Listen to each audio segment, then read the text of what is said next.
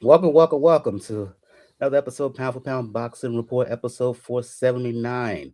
I am your host, Michael. Joining me this week, as always, Gail from nyfights.com, Daniel from 4 Boxing News, and the Inscriber. What's going on, lady and gents? Well, I think everybody's hair is on fire in the boxing world right now. Of course, I carry the fire all the time, but we got a lot to talk about.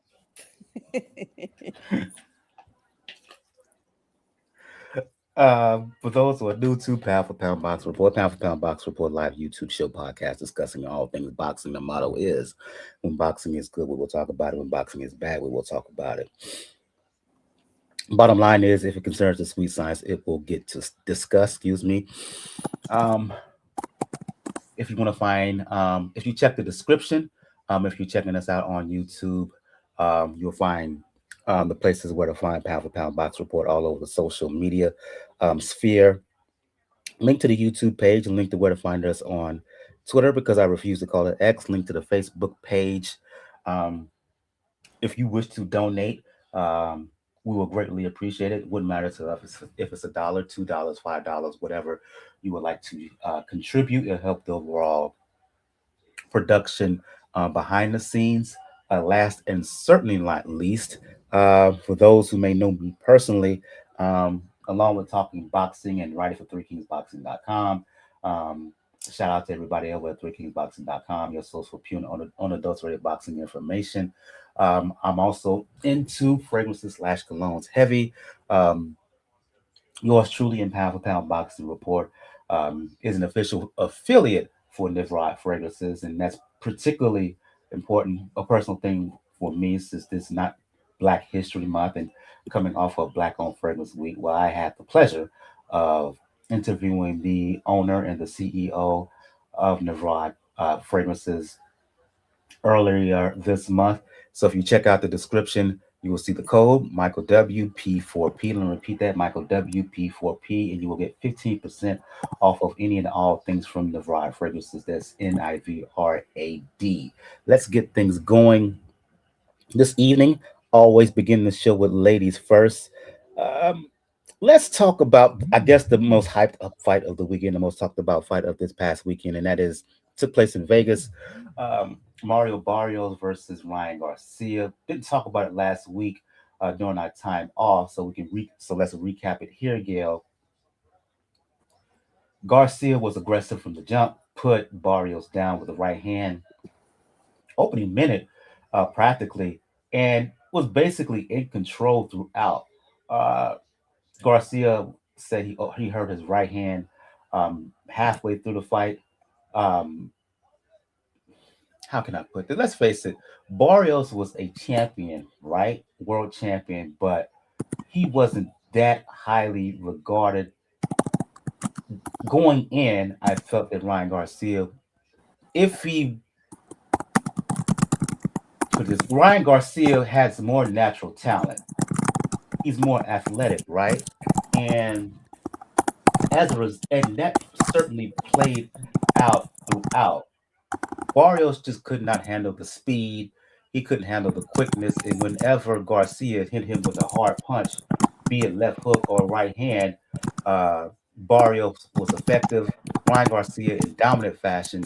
And he kind of fought to his potential to win his first world title. Your reaction, Gail? We didn't know which version of Ryan Garcia was going to show up. That was the big question last week, all fight week.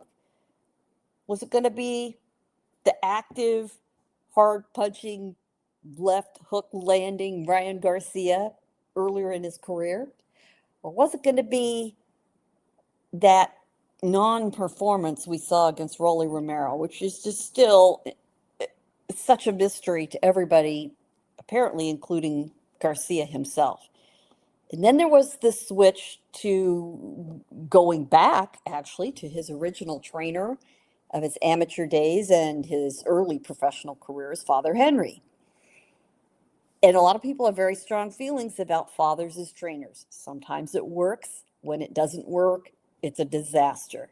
So we had a lot of unknowns coming into this fight. On Barrios' side, here he is a world champion.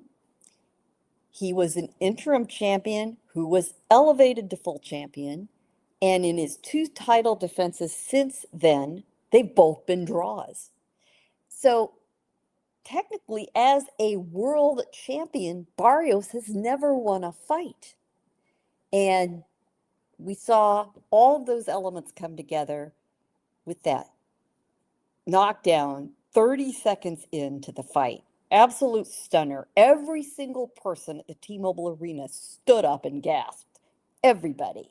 That is, of all of the scenarios we could have imagined, that was not really it.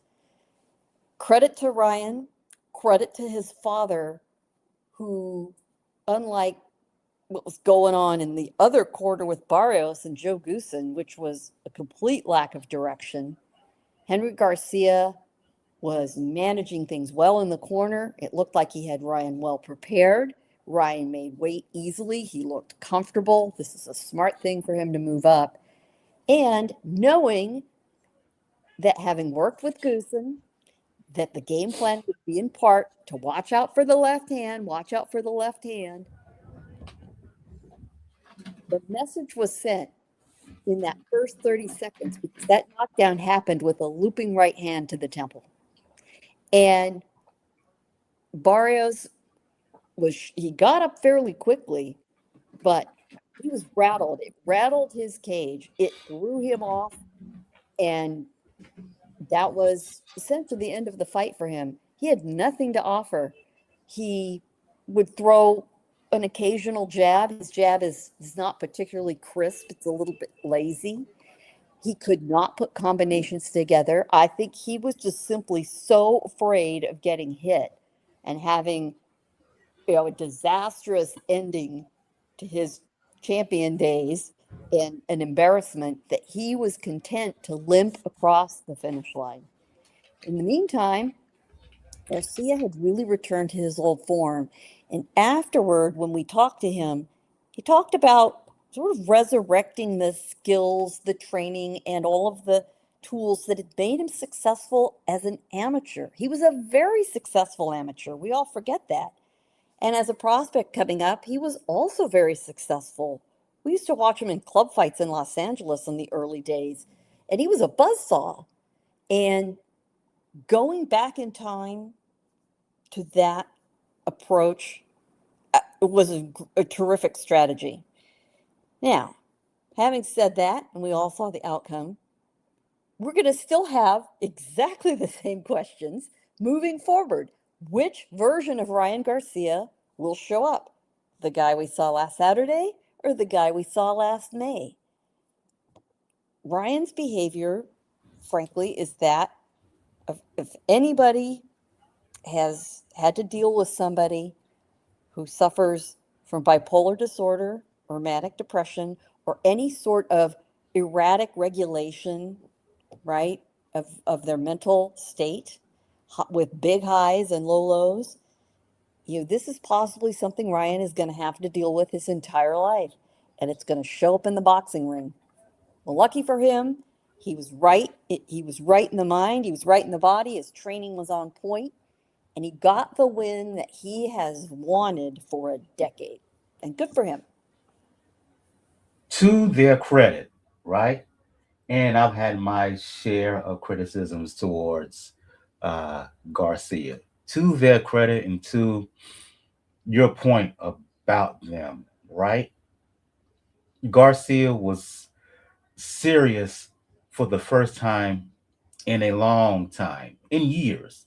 If we're really going to be honest, because that Haney performance, Ryan was all over the place, mental and psychological standpoint. He just happened to fight a Haney who just fought dumb and let Garcia use his best assets to beat him. Um, but Ryan was serious for the first time. A, B.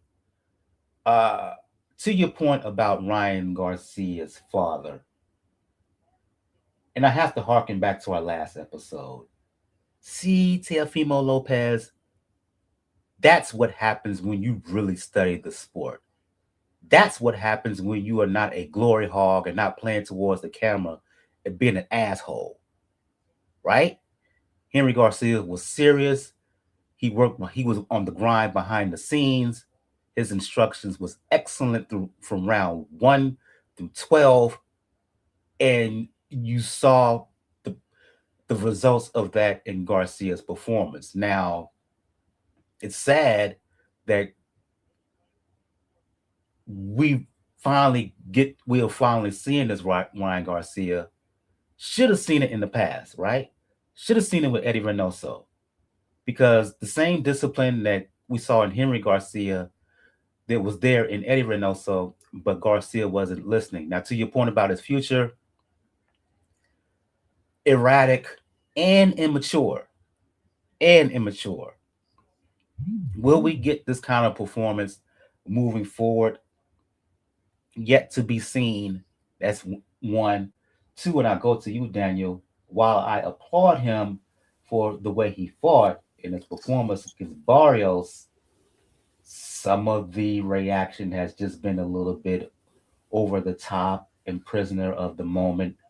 Um, People thinking automatically, oh, he'll whoop Shakur Stevenson. Better think about that again. I've even heard folks saying that he would beat a Boots Ennis. Hold up now. And if Haney comes and he would do the same thing to Haney in the rematch, I don't know about that. Can Garcia be a person, a fighter of substance in this version of the welterweight division? Absolutely. But don't anoint him the king of LA. Don't anoint him pound for pound. Not yet. He still has more to prove, to Gail's point. Yeah, that's you cannot be a prisoner of the moment when it comes to situations like this because we've also always seen fighters, new trainer, get a or this case, the new old trainer, get back one good performance and then they start developing those bad habits again. And it's easy to to lose sight of what makes your fighter good. In this case, it is a combination of the fact that unfortunately he did fight a fighter in Barrios who is not really been on top the marquee when you consider fighters at top of their division. But we've also seen Ryan not exactly do well with those with people that maybe in that low threshold. So this was a good return to form, and that's a. I do expect him if he stays with his father and he's actually willing to listen to his father as a trainer to get into that area because you mentioned the name Boots. No, flat out no. Boots right now is a 154 and probably pretty strong at this point. Haney might be the closest one too because Ryan has already seen what he can do against Haney. Now he might do better were to be more disciplined fighter. There's a good chance. One way to actually prove it to me, interesting enough, run it back against Rolly. Show that that first fight was that an aberration. Show that okay, Ryan Garcia that is disciplined, Ryan Garcia that knows what he needs to do when it comes to preparation, when it comes to game planning in the fight, can succeed. That's the proof that he has to do, but we have to let him actually do it. We can't crown him yet because uh, I don't know about you guys, but the four kings that we were crowning a little bit ago, how many of them are looking like kings now at this state age? Yeah, that part. In spite of that, Gail and Daniel, first of all, let me read a comment from Compliance, who's in the chat. Appreciate you for checking us out. Make sure you hit that like button. He says, congratulations to PED Ryan, but opponents matter. I am not going to say he was on PED for this fight. He said he went through the testing program and he tested out clean. I'm gonna give him credit. However, to his latter point opponents do matter. Barrios was made for The style of Barrios was just perfect for Ryan. Didn't give him little to no resistance. And as I said, um, and as I mentioned in the chat earlier, he was intimidated by the speed and the power of Garcia from the moment he got knocked down, right? Because he just didn't see that coming from him, particularly the right hand. But despite of all of that, you can't doubt that at this point Ryan Garcia is a star in the sport, right? Big money opportunity. He is a legit cash cow. He is a legit cash cow, and I emphasize the word legit because he has substance now because he's a world champion. Now there are fights for him from 140 basically to 154. Daniel mentioned Haney. It seems like Haney is now open to a fight with Ryan, um, so long as Ryan agrees to take a VADA testing. Shakur was in the house, Gail, for the card. Um, Ryan specifically said he wanted to fight with Shakur. Shakur responded in kind, let's do it. Fight night, they said 144 catch weight, at least that's what Shakur was offering.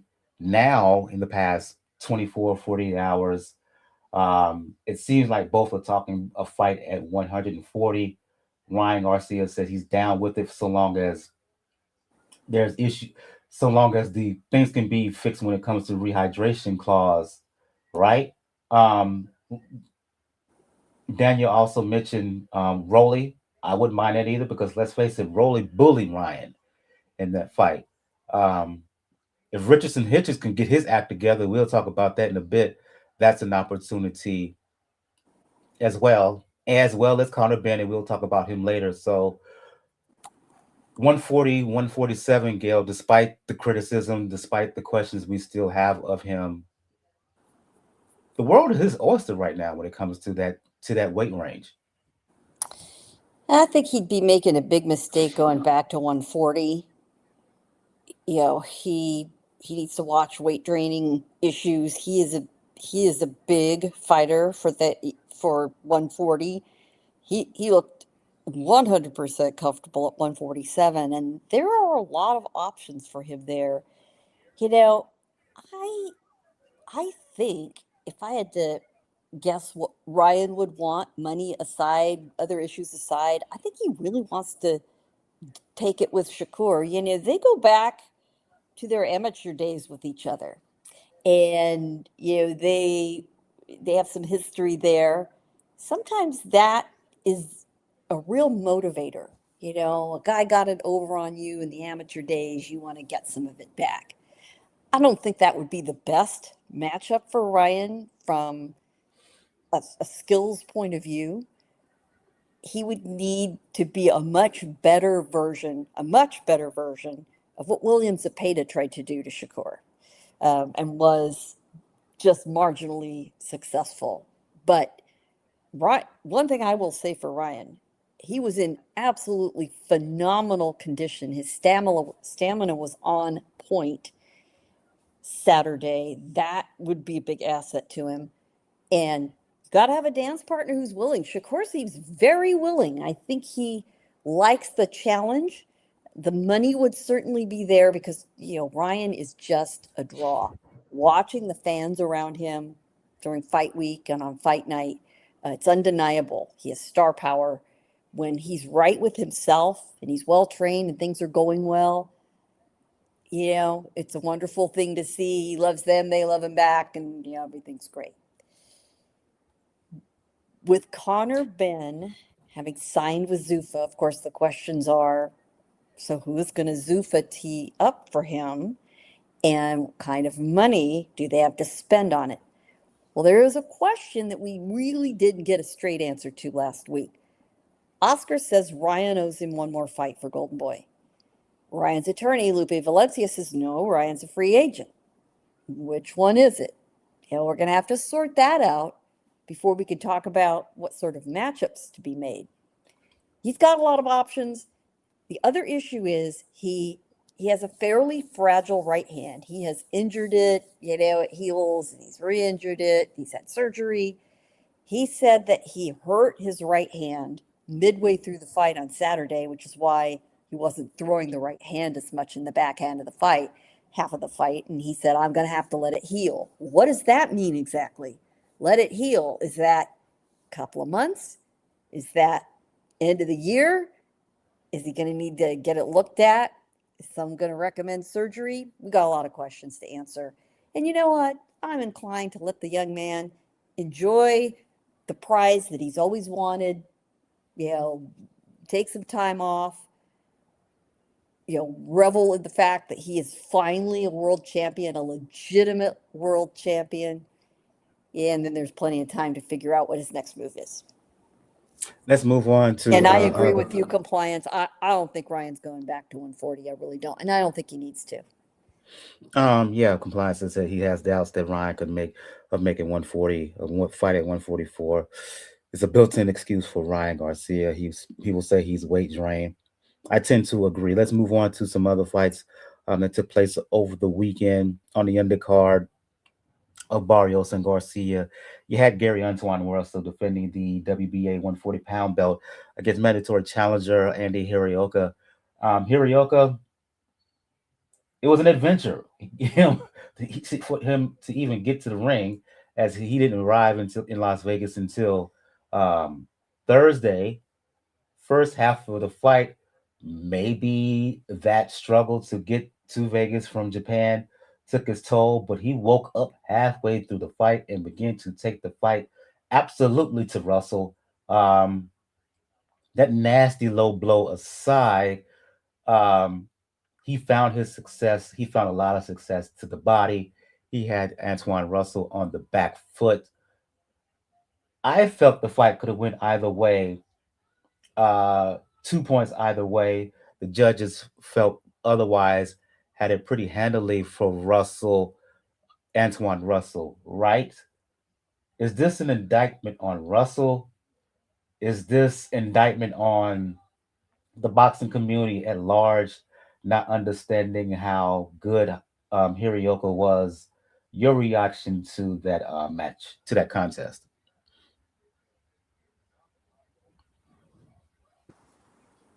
There were a lot of, and I'm That sorry. was for Daniel For Gill. My Daniel, bad. That go was for for it, Daniel. Daniel. Okay. Well, I was gonna probably say the same thing. Hiroka tried to probably win my heart in the second half of the fight with the way that he was digging down into the body, that low blow aside, because that was a pretty nasty one. But I think that's the lowest low blow I have ever seen. I guarantee it's you the lowest saw, one I've unfortunately, seen some in of the person. flaws. Yeah. Well, I don't know. Galata had a pretty bad low blow too, but this one was a little bit more pronounced. But it did show, unfortunately, some of the flaws that Gary Antuanne Russell has compared, obviously, to his brother.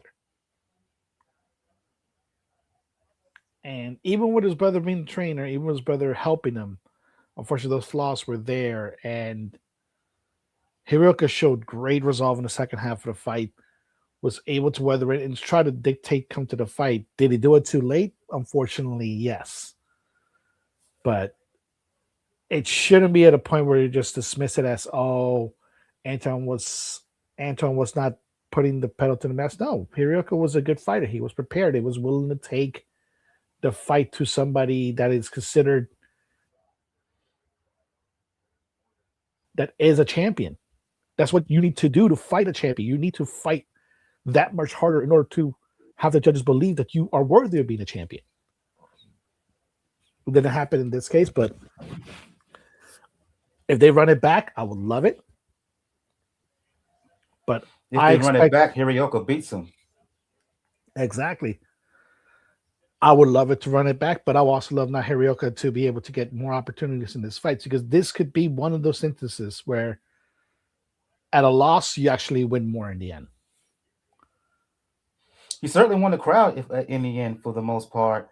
Do you agree with Daniel Gill that Russell was somewhat exposed here? I'm watching this, and what came to my mind is, okay, how to assess him, how to compare him to the other top talent at 140, right? I would put him definitely below Shakur, right? Um, Hitchins, I'm not sure. Dalton Smith, Dalton Smith can fight the same way that um, Hiraoka can fight. Dalton Smith has a comparable chin. Uh, um, he could do some similar things.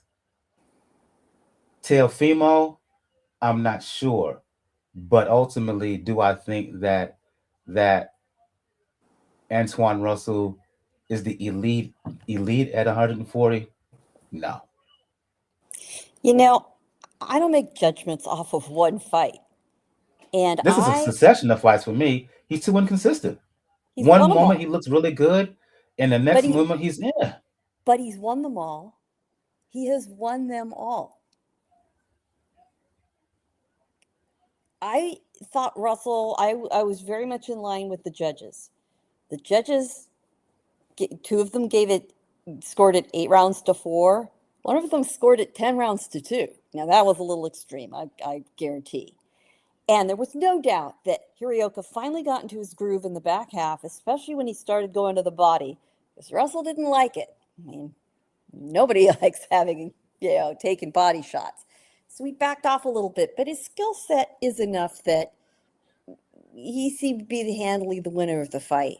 Now, given the circumstances, credit to Hiraoka. He managed to get himself to the venue. He made weight with ease. He didn't seem to be jet lagged. In fact, when we asked him, are you feeling it? Are you jet lagged? He's like, nah, no, I don't get jet lag. Not an issue. Next. He refused to acknowledge it. But there is no I doubt. do not feel pain. Next. Yeah, right. It's going to take something out of you when you've got to make a mad rush from Yokohama, Japan to Las Vegas. And oh, by the way, you miss your connection in Seattle, which was not talked about very much. I only found that out right before the fight as I was getting my credentials, started talking to somebody, and I got clued in. So the fact that he performed as well as he did under those circumstances, in front of an audience that doesn't really know him very well, obviously made a good impression. The fans really enjoyed the fight. This Antuanne Russell is, of all the Russell brothers, the one with the most power, but he didn't really lean on that power in this fight. And perhaps that's what disappointed people. He has got the highest knockout percentage among his family, but he did what he needed to do. And frequently, a champion remains such and remains undefeated because they adjust and do whatever it is they have to do, and sometimes not anything more than that to win a fight. Now, would it be fun to see them do it again with a little more even playing field for Hiraoka? That'd be great. Russell did seem willing to do it. Now, here's the question. Is this Gary Antuanne Russell's annual appearance for 2026, which is the reputation the Russells have that they only fight once a year? Let us hope not. Let's hope whoever he fights, he gets back in the ring. I do want to say this. I am so impressed with his brother's transition from active fighter to trainer. He is a damn good trainer. His instructions in the corner are excellent. He clearly knows how to direct his brothers and get the best out of them. And I'm really pleased with him. And I'd love to see what he can do with some other fighters. If there are people looking for a new training situation and they'd like to go somewhere a bit different, and they aren't going to get in line for Robert Garcia or Derek James or, any of the short list or Bomac, they could do a lot worse than seek out Gary Russell Jr. and see what he's got to offer. One fight I forgot to put in the docket. My apologies, Gail and Daniel. This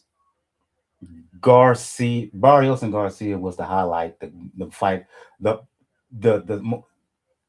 most it got all the attention, main event, of course. But the best fight on that card was Frank Martin and Nahir Albright. This was a fantastic fight, uh, folks. Round seven, early candidate for round of the year. Um, Albright had Martin Rocky in the last round. I don't understand why Albright kept losing his mouthpiece. That issue needs to be resolved and for future fights of his. Ended up a draw. I wasn't mad at it one bit, Gail and Daniel. I was thoroughly entertained. The crowd loved it. Their stock both went up. Really a good matchup. Fun fight. Oh, man. Dahir lost that mouthpiece twice. And you know what? That's what happens when a guy is breathing really hard. It's the last round. He's emptying the tank. He's not biting down because he's having to breathe through his mouth a little bit, right? And oh damn it, he lost it twice. Credit to Tom Taylor, who is the referee, one of the best referees in the sport. He's picked that thing up and shoved it right back in Nahir's mouth because the clock was ticking, and it was clear that Martin was in a bad way, and Albright was doing what he could to close the fight. And man, Martin dodged a bullet because he got two breaks of about the best they could do was 10, 15 seconds, but that ate a lot of that last minute that Albright had to work with. You Yes, know, he did. but wow, what a great career turnaround for him. He had a couple of losses. He was sort of in no man's land there for a little while, trying to get matchups.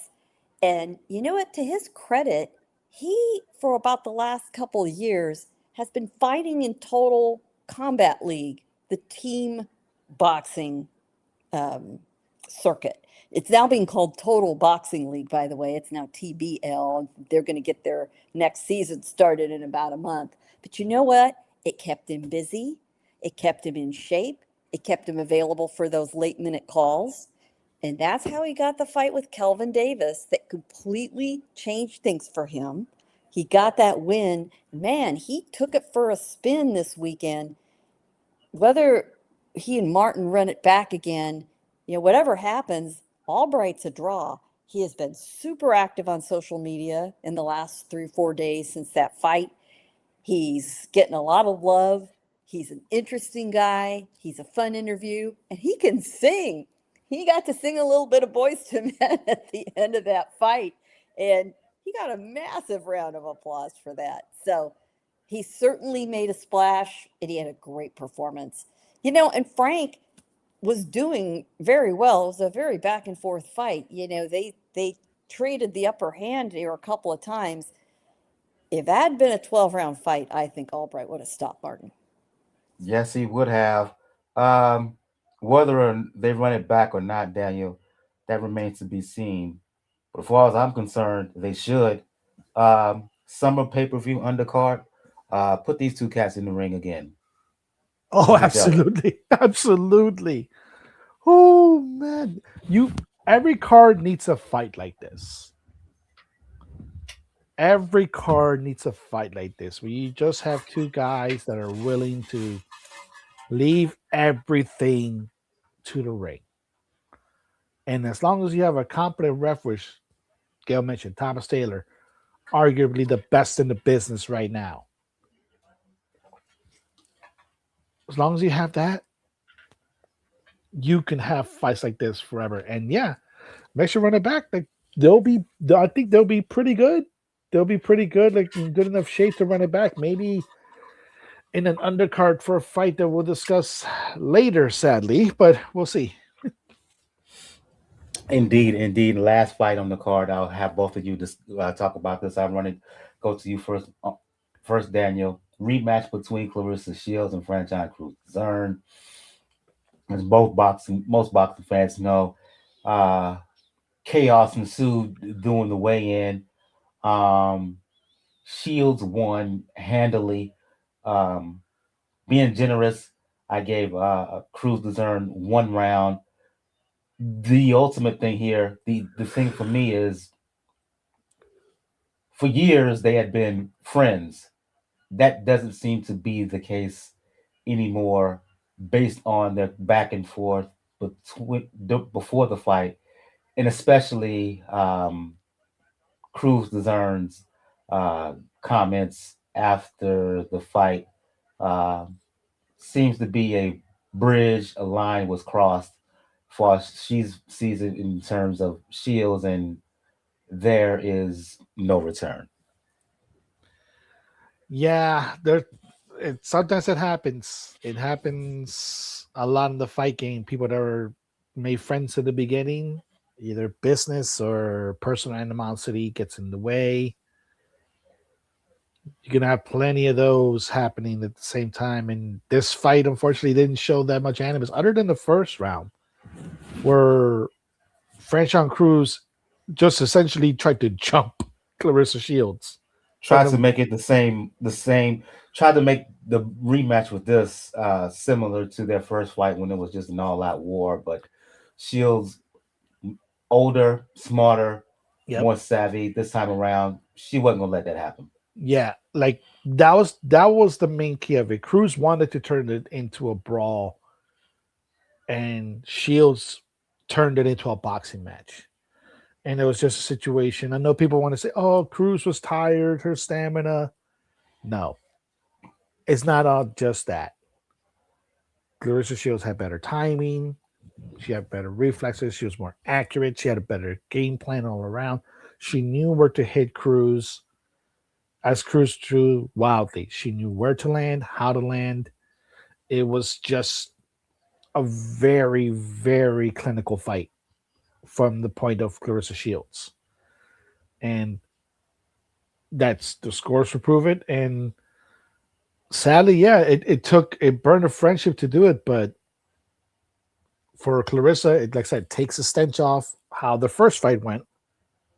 And now she gets to move on to some even bigger fights that may be coming in because outside, she's probably no, actually, no, I would say it.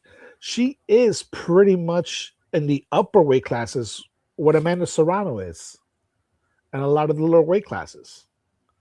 Amanda Serrano, we know, famously will bounce around for different weight classes in both boxing and MMA among the lower classes. And luckily, it hasn't fully caught up with her in the body wise. Shields pretty much is doing the same thing in among the heavier weight classes. Is it more controllable? More than likely, but it at least shows that she's willing sometimes to fight fighters on their terms in their weight class because I believe one Miss Michaela Mayer is now the next one on her hit list. Yeah, at that point, right there, go to you, Gail. I hear what you're saying.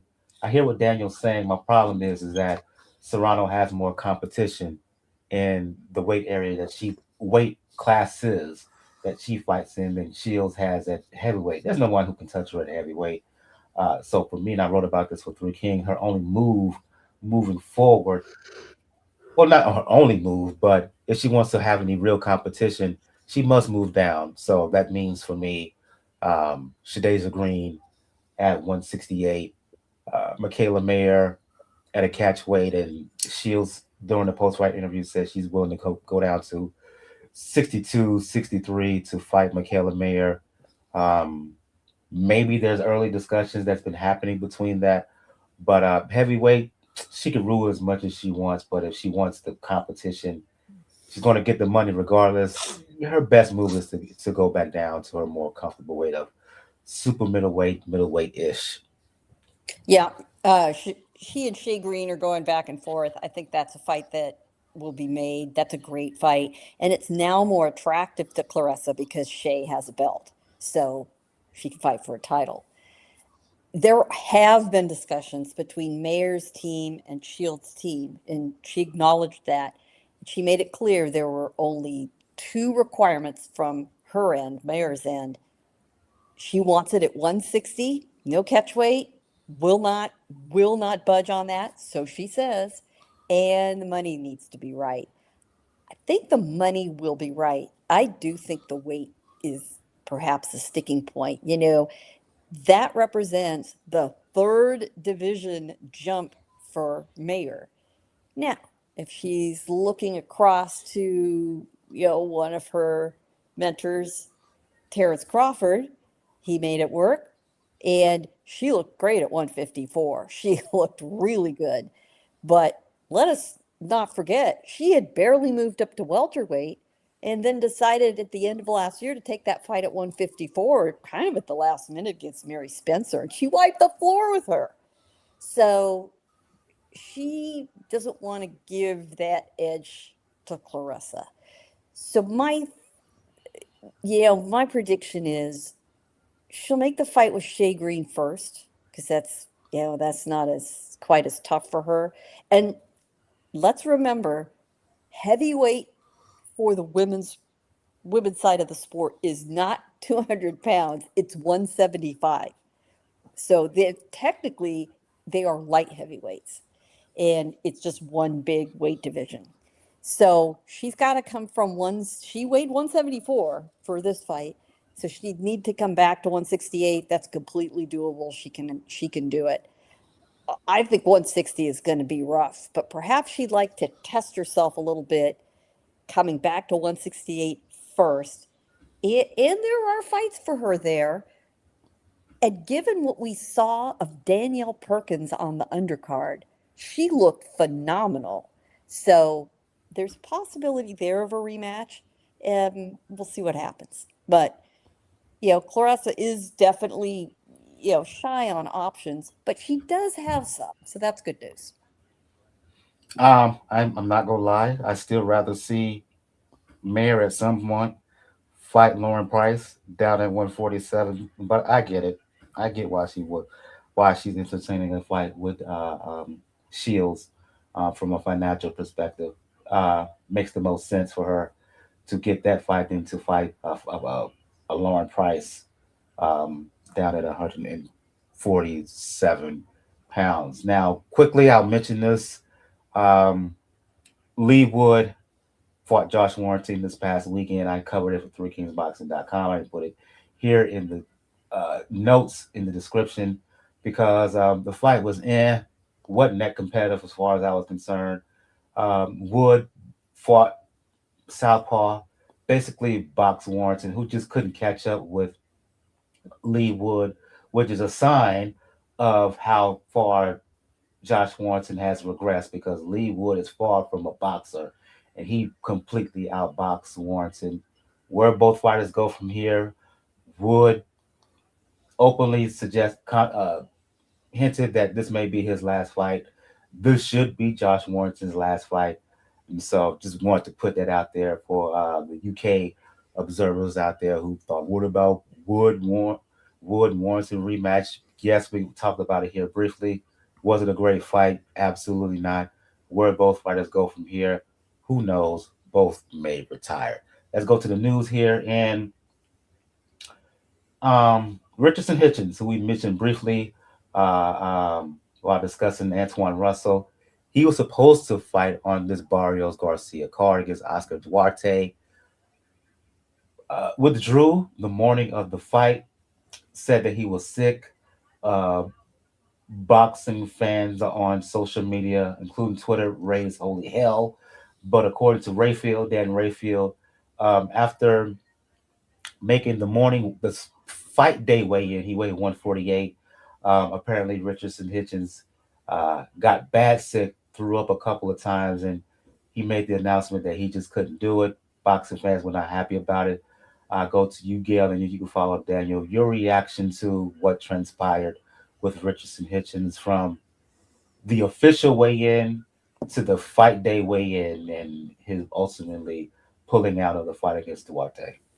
So let's back it up to the last pre-fight news conference on Thursday, in which, first of all, Oscar Duarte takes a page out of Canelo's book and fires off quite the insult in English, which absolutely leveled the room in laughter, and Hitchins was pissed.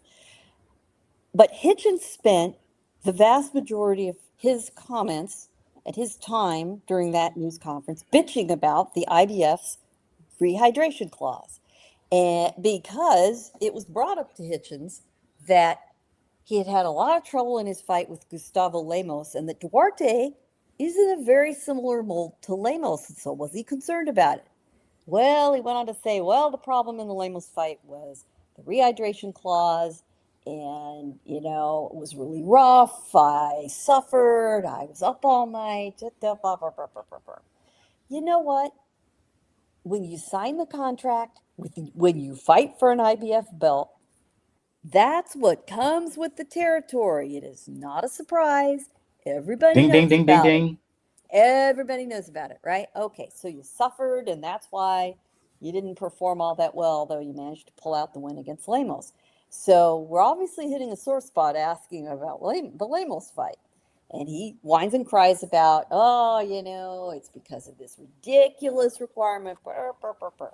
So he may wait. Yes, he may wait just fine on Friday. He may wait at the second day weigh-in the morning, and then apparently went and had breakfast, and not too long after that immediately started upchucking most of the breakfast multiple times. We all got the way too much detail about this, and he decided, I'm in a condition to fight. Well, if he hadn't moaned and cried and bitched and whined 2 days before that about the unfairness of that rehydration clause, son, you knew about it when you signed for the fight. So he leaves Duarte high and dry, who was furious. In fact, when he showed up with his team, and they have some pretty slick looking team jackets and so forth. So he walks in and he's wearing all this stuff, and the fans spotted Duarte coming in, and they burst into applause for him. Richardson Hitchins did himself no favors and damaged his reputation with the fans with his behavior and with his comments. So the feeling of most observers is, all right, well, the right thing to do would be to reschedule this fight. And there were even discussions about, can it happen? Can it take place on Golden Boy's card coming up on March 14th in Anaheim? Can they add that fight to the card? I think I would love to see that happen. That is not going to happen. In fact, Mm-hmm.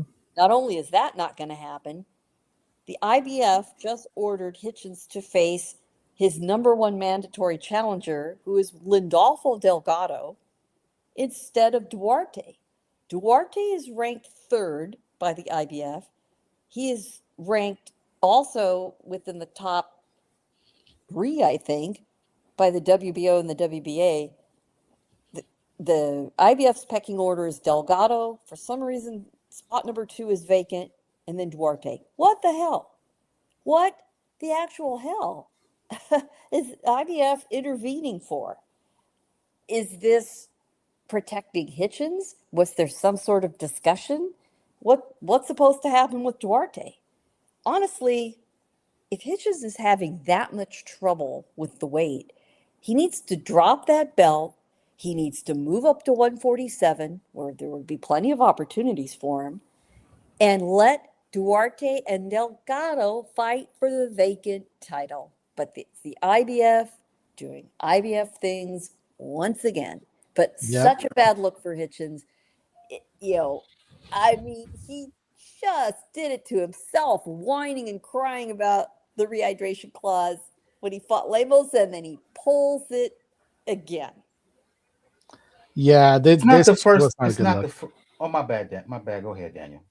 Yeah, I would say it was just not a good look overall when it comes to the day the fight. Even though, yeah, he was up chucking pretty badly. I think people will be able to forgive that if, like Gail mentioned, they would announce the fight on the upcoming Golden Boy card. Try to make things right because you're still within the training regimen. You don't have to worry about all you got to do at that point is maintain it, not lose weight. But unfortunately, the IBF does what the IBF tends to do, which is, even though I love the fact that they do enforce the rules, they do enforce their mandatories, they sometimes do it at the worst time for fight fans. And unfortunately, this is one of those cases because it should be Duarte instead of Delgado.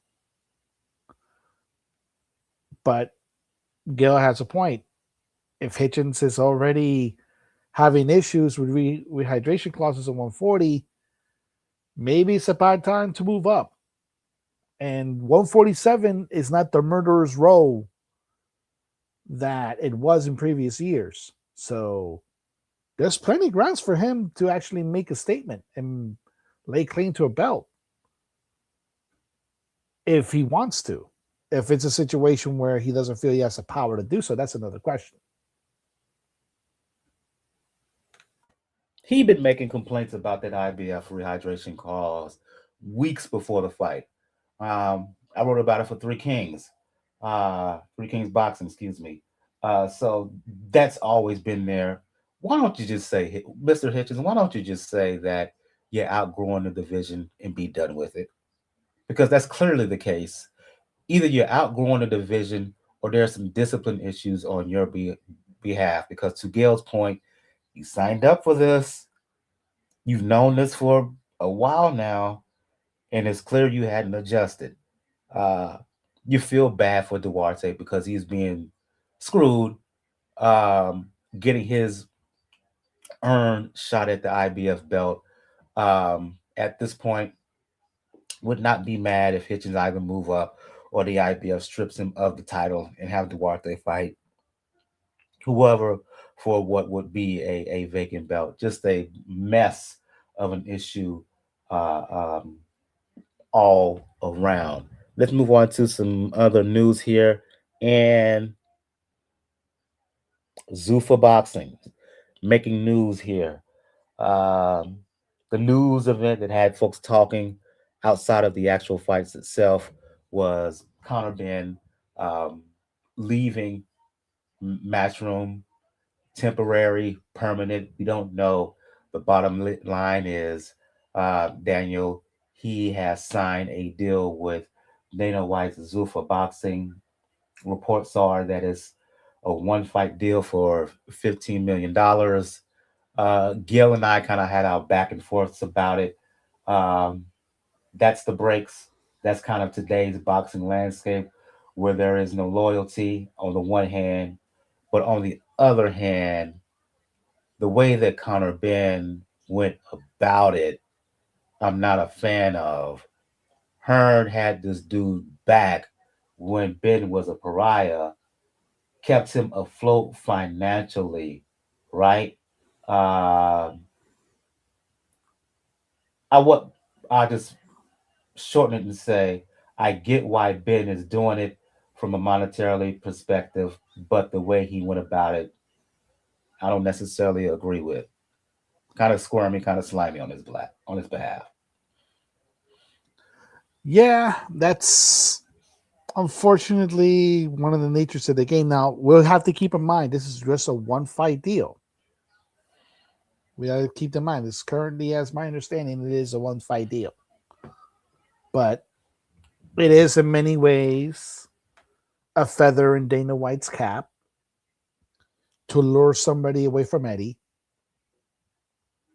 But I think somebody on Twitter put a picture saying that probably Dana White was trying to FaceTime Eddie like holding a cigar, but at the same time, to be blunt, Dana, you signed a bit of damaged goods there with Conor, considering his overall reputation currently in the sport. So, but granted, considering some of the history of UFC fighters, John Jones, Dana White's probably used to it, but it's mainly like I said, there's a one fight deal. So far, the Zuffa cards have been fairly decent. They have been trying to be structured as UFC cards, from obviously because that's what Dana White knows.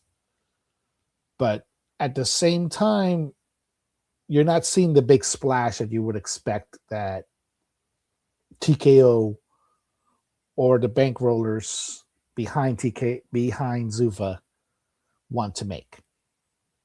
So we'll see how this deal works in one time, because maybe he has that one fight, he has a payday, and then he just goes right back to Eddie. Who knows? I mean, $15 million deal. Who is he going to get for this one fight? I know Conor Benn is talking about fighting Ryan, wanting to fight Ryan Garcia now, or the winner of Barrios Garcia. Will he get that fight? And if he doesn't, what opponent out there is justified for him making that kind of money? Let's return to the earlier discussion in the show, with Garcia. Garcia asserts that he is now a free agent. Oscar De La Hoya says no, he owes me one more fight. They're going to have to shake that out. Has Garcia's representative Lupe Valencia had some backdoor discussions with Dana? Maybe. I mean, it'd be smart to do it. And they were all in town last week, so who knows who was chattering? Who is a potential opponent for Benn? Well, who all is out there at 147? Devin Haney is his own man. He is not beholden to any promoter. I'm just saying, if you're looking for a big money fight with big names who are a draw, here's the interesting part. Devin is a draw in the United States, but Conor Benn where he is a draw is in the UK. Not necessarily here, although with the exposure and notoriety he has in his 2 fights with Chris Eubank, that's changed a little bit. But the really big draw for Benn is in the UK. Is Conor Benn Dana White's entree to the UK market? There's a little intrigue there, especially given what we're reading potentially about issues between Queensberry, Sella, Ring, Riyadh. The landscape is in flux. Ring was filed for what they for that tweet about Queensberry. That wasn't cool. Why is anyone surprised? Ring is the public relations arm now of Sella and Riyadh Season. The Saudi General Entertainment Authority owns Ring magazine. When Ring posts something, publishes something, Ring is Turkey's megaphone. Nobody should be surprised by that. Well, this is not the Ring magazine, even when Oscar owned Ring. And it is certainly not the Ring magazine of 20 or 30 years ago. It's a very different story. Everybody who's been in boxing a long time, everyone who's been a fan for a long time, has a lot of emotional affection for Ring magazine. But you need to divorce the current version with its origins. It is not the same entity. It just simply happens to have the same name. And anyone who's employed there understands what the assignment is.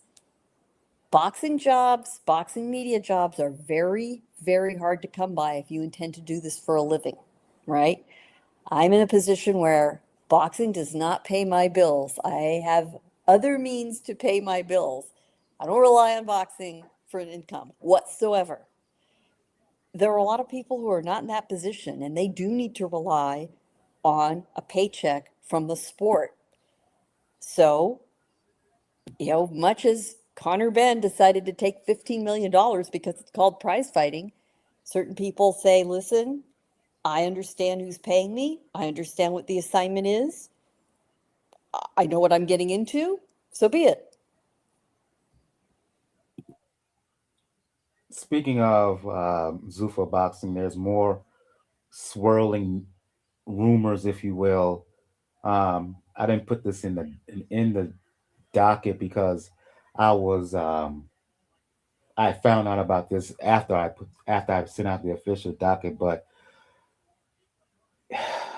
word is swirling that Alexander Usyk is on the verge of signing with Zuffa Boxing. Daniel Gill, is this a great case of where there's smoke, there's fire? I mean, based off of Usyk's own social media post, he's basically saying something big is coming, and yeah, it could be very well that he may sign with Zuffa sooner than later. Or it may be announced that he has signed with Zuffa Nothing sooner is than later. Though no, nothing is official. Nothing is swirling. Usyk's manager earlier today, Sergey Lapine, said there is no basis to these rumors. End of story. Yeah, I saw that too. It just mainly we have to also keep in mind Usyk wants to get at least one more decent payday before he retires, and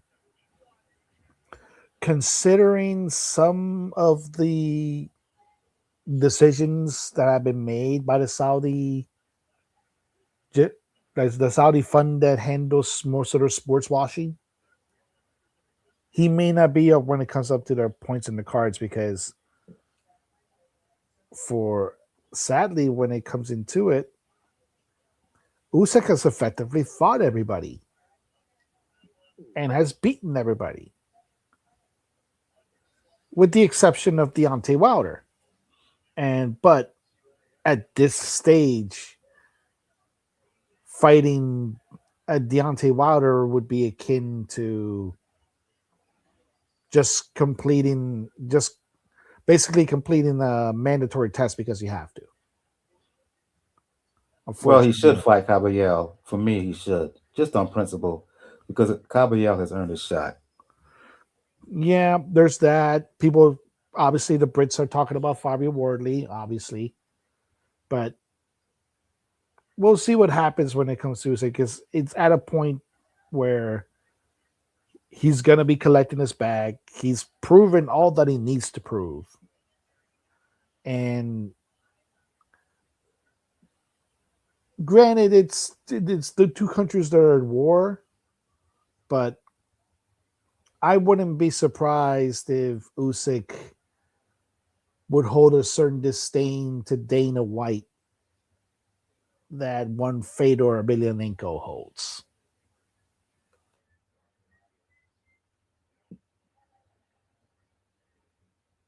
And you can read into what Daniel's saying without me having to follow up on that. In terms of Wardley, look, he's going to fight Dubois. To me, it seems like that if he wins, they're angling towards a Wardley Atoma bout by the end of this year, maybe early next year. Uh, Usyk's handler saying that there is no deal. Maybe the announcement that Usyk is going to announce a fight coming up. Who knows? Zuffa would love to sign him though, and it would be a big coup for them. We'll keep you updated here on Pound for Pound Boxing Report. Last bit of news here before we go to what I think has a chance to be a terrific fight happening this weekend. Floyd Mayweather and Manny Pacquiao are fighting each other again. Why? Y'all can respond. I got nothing for this. Nothing. Oh, there's a big why. It's called Well, Netflix. It's called Netflix. I These are get the yeah, fights. yeah.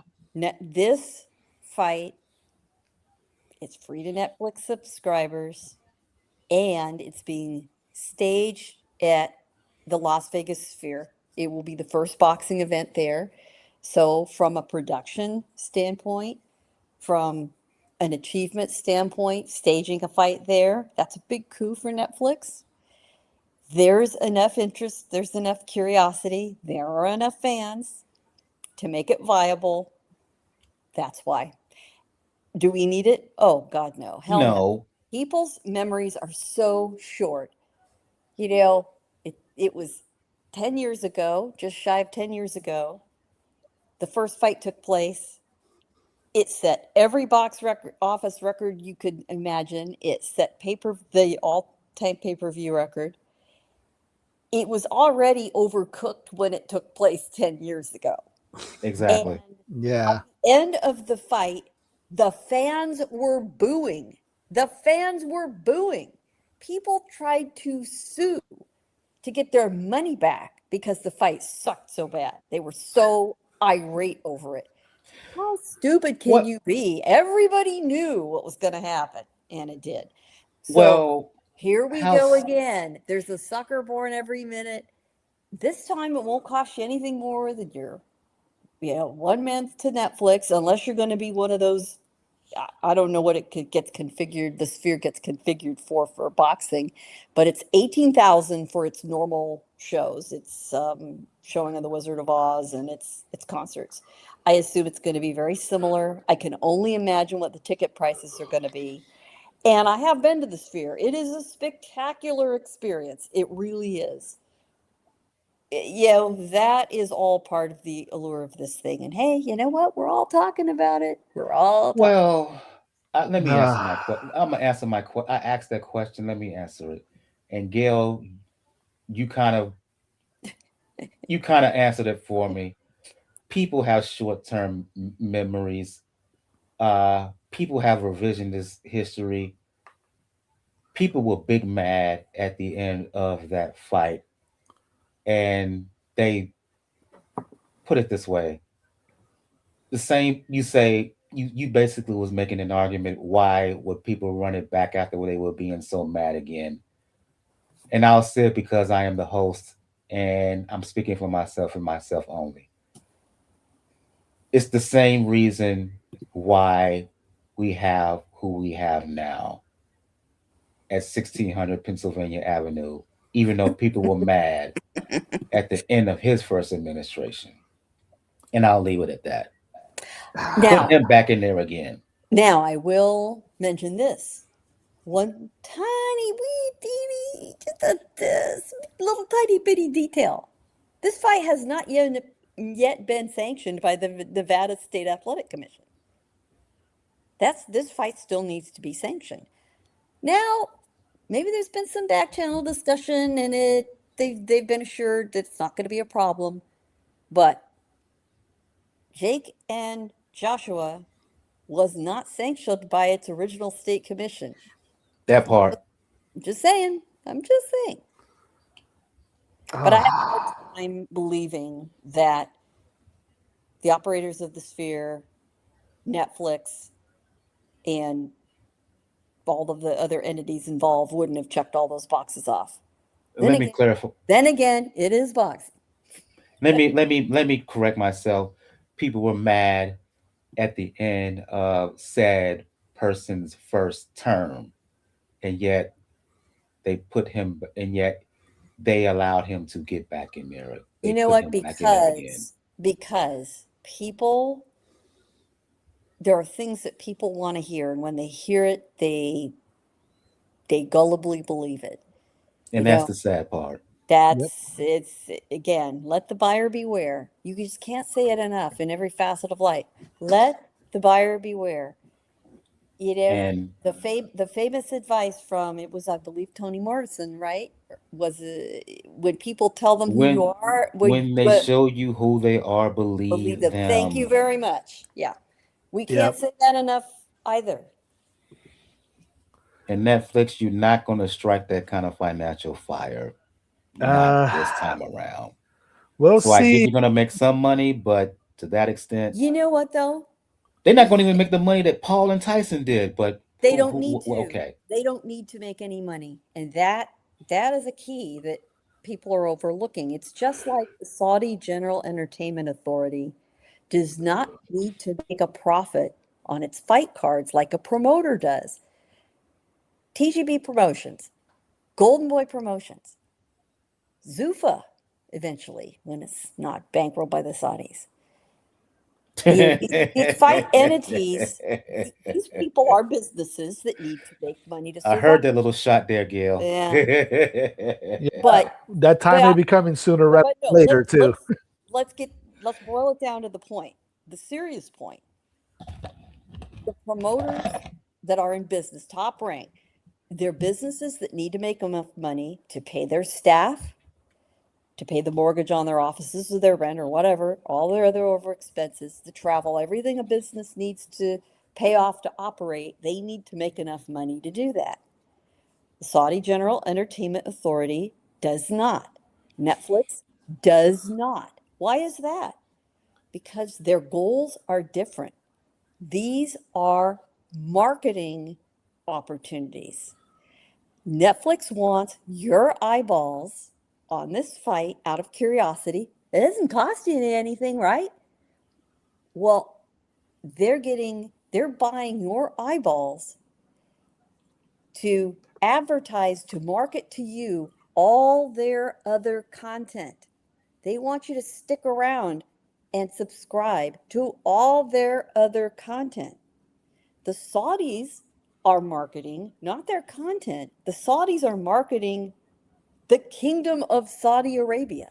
In their case, there's some sports washing going on, but they primarily are interested in the British boxing audience so that they will consider Saudi Arabia as their warm weather travel destination. And if they're a high roller enough, they will buy property, they will buy a second home, they will buy a vacation home, they will make investments. These are marketing tools, not businesses that need to make a profit. And they will keep doing it as long as their marketing plans are reaching their goals and objectives and paying off. The minute they don't, the investments go away. Eventually, the Saudis will have tapped out this marketing play, or it won't be making a return on that investment for them, and they will stop funding boxing. And it is going to be a very tough day when everyone's gotten used to that kind of money and has to wean themselves off. Netflix, they want big, splashy stunts, and they're willing to make the investment in the one-offs versus the Amazon Primes, the Apple, the other, the Paramount Pluses, who are willing to invest in long-term agreements for NFL football, Major League Baseball, Formula One, which Apple's just putting a lot of money into. So they're making those long-term investments. Netflix isn't interested in that. They don't want to produce league sports. They don't want to make that long-term commitment. So they're putting their money in one-off live sports that are a massive draw. I don't know how many of you watched that, very famous climber go up that side of the building in Taiwan. That did huge numbers for Netflix, even though they ended up having some technical problems and they had to delay it a day. Those are the kind of events Netflix is interested in, and Mayweather Pacquiao 2 is right in the sweet spot.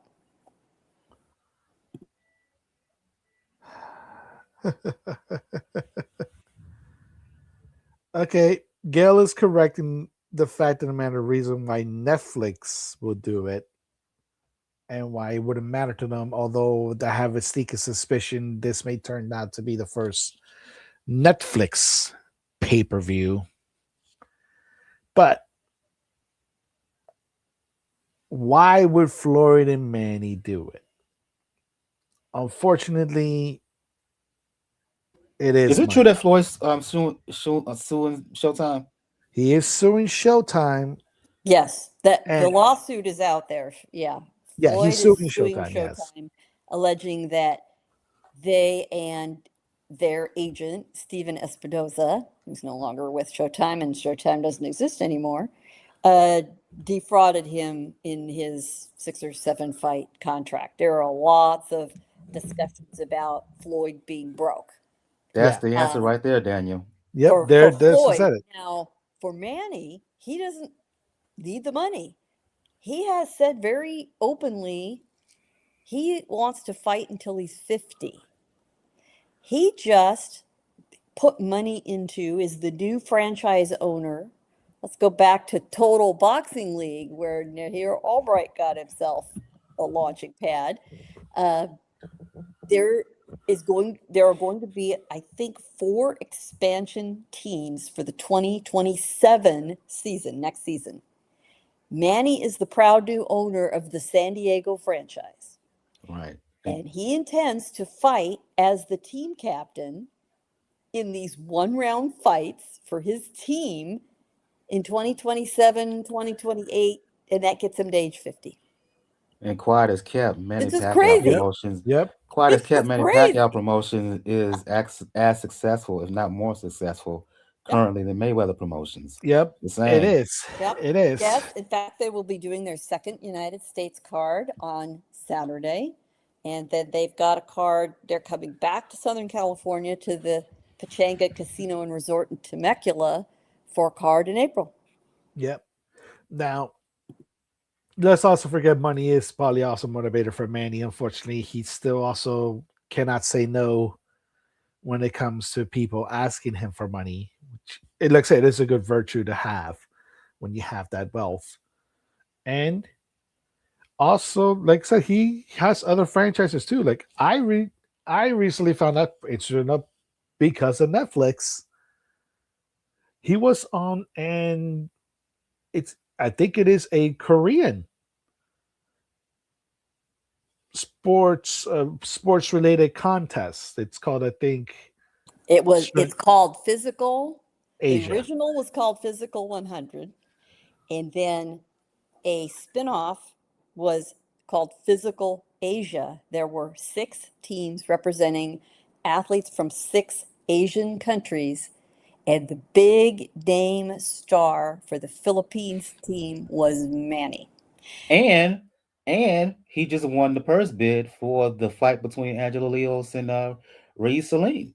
Yes, he did. Yeah, he did. Now, unfortunately, and I watched, by the way, I highly recommend Physical Asia. It was a damn good time, and the athletes who prevailed it was rather surprising. Manny had to leave early, unfortunately, and it was likely because he ended up getting the Barrios fight. Now, they didn't say why he had to duck out of competition early. Um, but in hindsight, that is probably why he had to do it. He had to got the fight and had to bug out and leave. But there are a variety of athletes from all sorts of sports, quite a few mixed martial arts fighters from various leagues are in that show. We're getting off on a tangent. It's on Netflix and it's a blast. You're gonna have to listen to this. You're gonna have to read the subtitles because it's all in Korean. It is by a Korean production company. Ah, you was gonna say more, Daniel? No, like I said, now like I said, it's a very fun show. I actually binged it a little bit myself. Oh, there you go. And wasn't there a bit of a surprise as to what teams ended up making it to the finals? Huh? We Not won't give any. yet. Oh, okay. Well, I won't give any spoilers, but it's not a very long series. It's a lot of fun to watch, and it is interesting to see athletes who are very high level competitors from very different sports competing and where their different skills and talents prevail. Indeed. And last bit of news here before we go to the fights here. It's official, guys. Lady Gail Daniel, Inoue Nakatani, May 2nd, Tokyo Dome. Quick reaction from y'all. Hell yes. If you were ever going to go to Japan, make your plans now. Yeah, you might want to do that. Yeah, you might want to do that, folks. This is the big fight. Did they say Tokyo Dome for this fight? They better have Yep. said. You betcha. Yeah. Oh, it will be a spectacle beyond belief. They're going to Uh, have to make sure, absolutely sure, that we have got a broadcast deal. The prior deal with Top Rank at ESPN, has fizzled. Although there's if the a lot zone of, doesn't pick that up, I'm going yeah, to they be would be not. highly mad. Well, what Amazon Prime is the main carrier in Japan, so it is possible that we could see it on Amazon Prime here as well. I don't care where it airs, just make sure we've got the hookup for God's sakes. That dessert we no, no, no, no, no. They can't be stingy and just make the powers that be just cannot be stingy with their money and just make this a just a solely this is a global event. This is a global event. Damn it, somebody better pick it up. That's all I gotta say. So yeah, official in a way actually made the announcement at an awards banquet last week. He spilled the tea, if you will. I hope Daniel will come back. But yeah, for those who wonder, in a way, Nakatani, May 2nd, Tokyo Dome. It was should be a fantastic bout. Daniel, I don't know, he lost connection and whatever. Hopes to have him back shortly, to soon as possible, to talk about Gail. What I think is going to be a fantastic fight that's happening this Saturday. U- unification bout at 130 pounds. Emmanuel Navarrete, Eduardo Nunez. If styles make fights, this should be a barn burner. Navarrete, we know his style, throws awkward punches, but when he is at his best, one of the more difficult outs in boxing. Nunez can bang. Um, my issue is, my concern is, Gil, has to do with Navarrete, right? He's been around for a while now, right? He's been in a few wars. And we know that outside the ring, he's not the most disciplined guy. Against a Nunez who's explosive, who I think may be a little bit fresher on the physical side, will the attrition of not only the tough fights, but the fluctuation down, up and down in weight and age a little bit, will it catch up with Navarrete? Yeah, Navarrete is now, believe it or not, only 31 years old, but he's had He could 42. be an old 31. But he's had 42 professional fights. Um, he has for the last year been fighting at 130, but he briefly went up to 135 to fight Dennis Baranchik, and he lost that fight. He really has been at 130 though for the last through since early 2020 2023.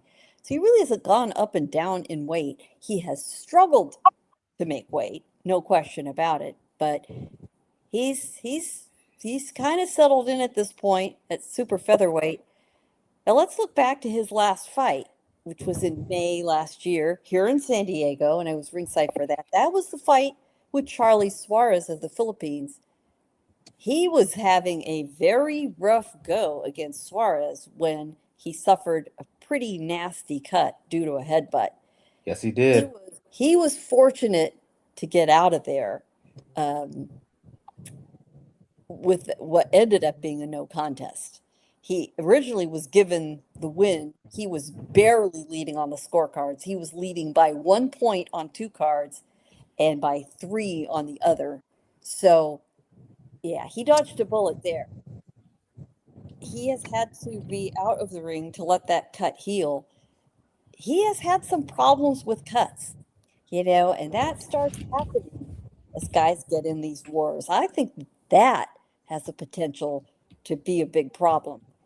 For folks that aren't familiar with Eduardo Nunez, man, he is a buzzsaw. He's got power.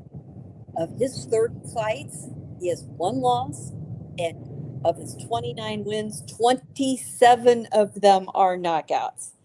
Do we There's a need to reason that Anthony say a lot? Kakache ducked this dude. That a lot of people have.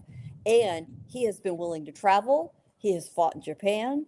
He's fought here in the United States. A lot of his fights have been in Mexico.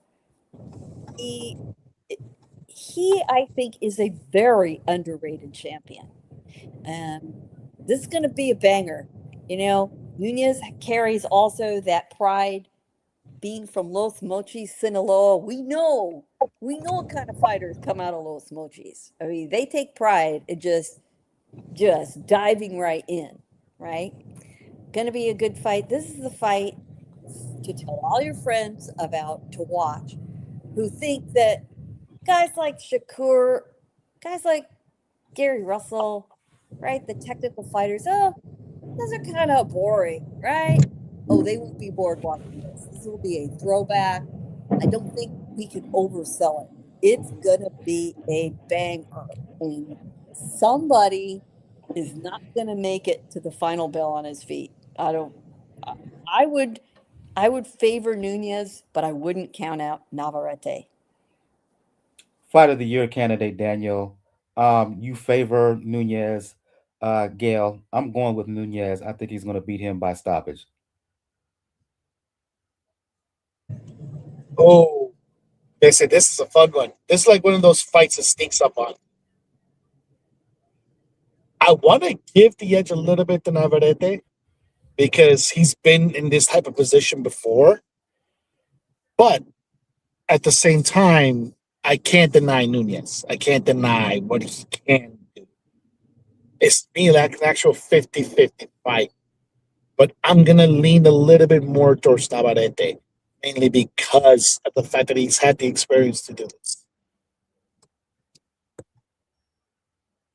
My problem is that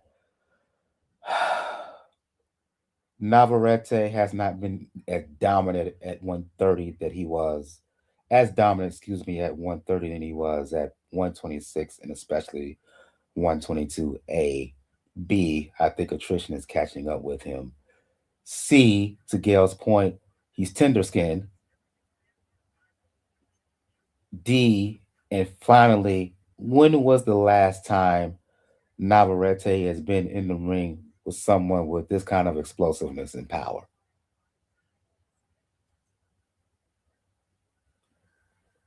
And who has this kind of aggression? It's been a long time. Um, and at a guy who's the more natural 130 pounder. To me, I think if Navarrete would really discipline himself, he could still fight at 126 pounds. Put all those factors together, and I think that Nunez is super hungry. I'm going with him. That and the power. Um, I think that's going to play a key into this one. Put a couple comments here. Uh, from compliance, he says it's going to be fireworks, just like the aftermath of the Elman Chinjo. Yeah, absolutely. Um, Mincho situation, absolutely. Um, I'm going with Nunez. Who are you going with, Gail, before we start to shut things down? Yeah, I think Nunez has got this. Having seen Navarrete really be challenged by Charlie Suarez last May, uh, Charlie Suarez, as good as he performed, can't hold a candle to Sugar Nunez. I think Nunez has got this. This is his time. No, he can't. This is his time, and I agree with you 100%. I think we're going to end things on that note. For those who are checking us out on YouTube, if you like what you've heard, please make sure to hit that like button. Also, make sure to hit that subscribe button. That way, you will get all notifications of anything regarding to Pound for Pound Box Report, including the upcoming shorts, which I will start working on later on this week, and I will share them around. Going to go around the first. I want to thank Compliance for his comments and his questions. Uh, Going to go around the panel here. We begin the show with ladies first. Going to end the show with ladies first. Gail from nyfights.com. Let the folks know where they can find you, and including here on YouTube, where you have your own channel. Talk I about do. that. It's Gail Volkenthal on boxing. If you can spell my name, you can find me. I am now under my name on X/Twitter because some crypto bitch hacked me. I'm still fighting with X Twitter over that. I Well, am remember now, Gail says she's fiery like a redhead, so there you telling go. you. I am also on Substack under my name, and I do repost there. I am on Threads. I am on Blue Sky. I am back on Facebook after 15 months, and finally, thanks to a lawsuit I won against Meta, believe it or not. And so look up my name. There it is. It's right under there. I know you got to have it to be able to spell it, but once you can do that, you can find me. And of course, you find all of my regular work, including my video interviews at nyfights.com. I'll go to you, Daniel, for anyone who want to talk boxing, pro wrestling, the NBA, especially any and all things the Miami Heat. Daniel from For Boxing News, Indian Scriber. Let the folks know where they can hit you up. Yes, folks, you see the name, RAWKZ99, all socials. Twitter, Blue Sky, Spill, Mastodon, IG, pretty much any place to say we'll have the name in there, open to any discussion. And because it's been an interesting year, it's very, very, very so far been an interesting year. Watching, unfortunately, the ring become a PR firm for the Saudis, and but at the same time, we're actually getting some interesting fights, and I just want to see how long it takes Dana White to actually get bored to be a boxing promoter. Or for Turkey to buy him out, but that's another discussion for another day. For those who want to talk boxing, music, fitness, and all things smell good, you know where it is with me. On Twitter, Brother JR XC, Brother JR at Brother JR um, 76. If you want to check me out on IG, you can do so, Brother JR SC. Uh, and when it comes to pound for pound box report, as I said at the beginning of the show, just check out the description.